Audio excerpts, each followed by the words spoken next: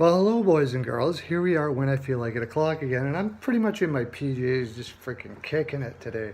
Ever since I got to the the life coach's house. Um, I don't really get dressed all that much. Not really big into the clothing, so be happy that I'm fully clothed for you. What I'm going to be talking about today, boys and girls, is I do this every year. You all know this, and I'm sure you all are gathering around and you're huddling with your family as you get around the computer for the inaugural, no, not inaugural, the annual. What the hell is every team doing this summer segment that I do? And we're starting off with the Anaheim Mighty Ducks. I said mighty again. I say mighty because it was a stupid moniker to begin with, right, Mr. Disney? Anaheim Mighty Ducks, for the love of God. Now, the way they solve that is they take out the mighty. Wouldn't you rather be a mighty duck rather than just a frickin' duck? Anyways, Anaheim Ducks. Maybe it's because of their moniker that they just consistently need to be like bullies or try to be bullies. But Anaheim, they've drafted well in the sense that they draft NHL players.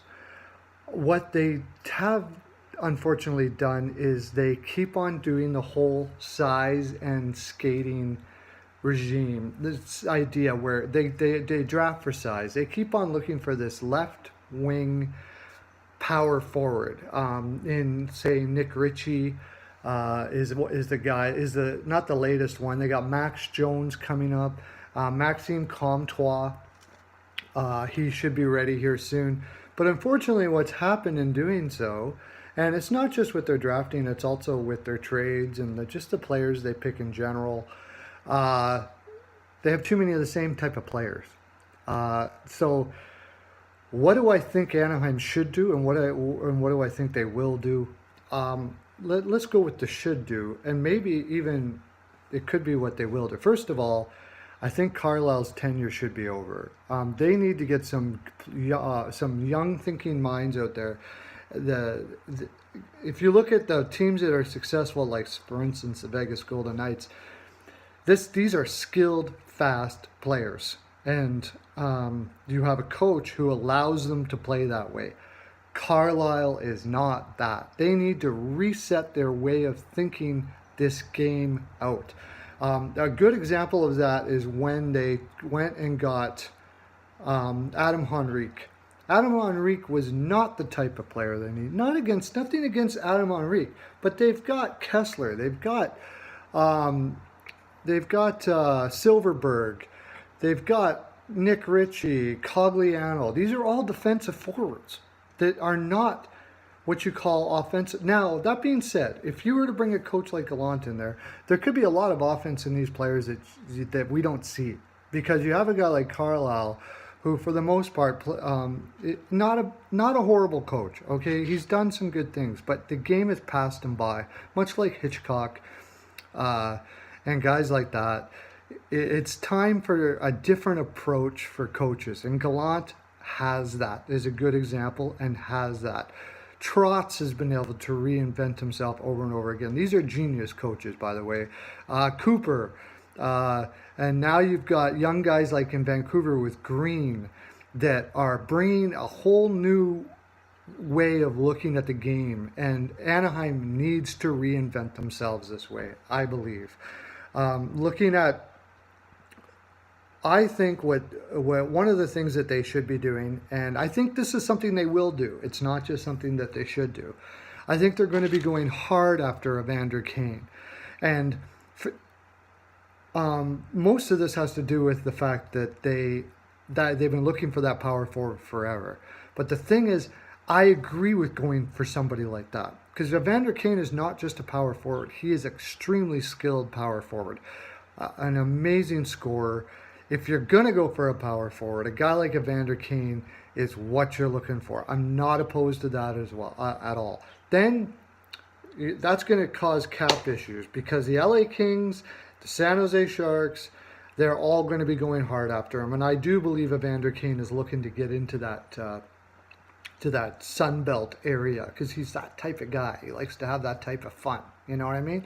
So that's going to cost them probably $7 million a year.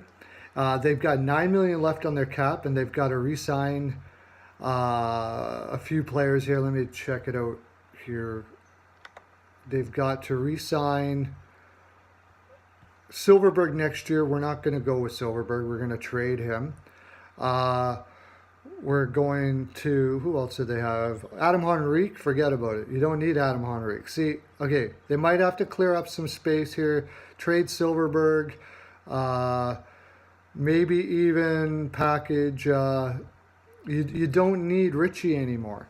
So trade Silverberg and Richie for some draft picks and bring Kane in.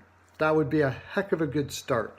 It's unfortunate that Perry, Getzlaf, and Ryan Kesler all have no movement clauses, because if I could trade certainly Ryan Kesler right now, if you could convince him to go, which I don't think you can, I would definitely want to do that. But it looks like what they're going to have to do is they're going to have to retool from within and change their philosophy a little bit. I'm not saying there's anything wrong with having Jacob Silverberg is a great two-way player. Fantastic.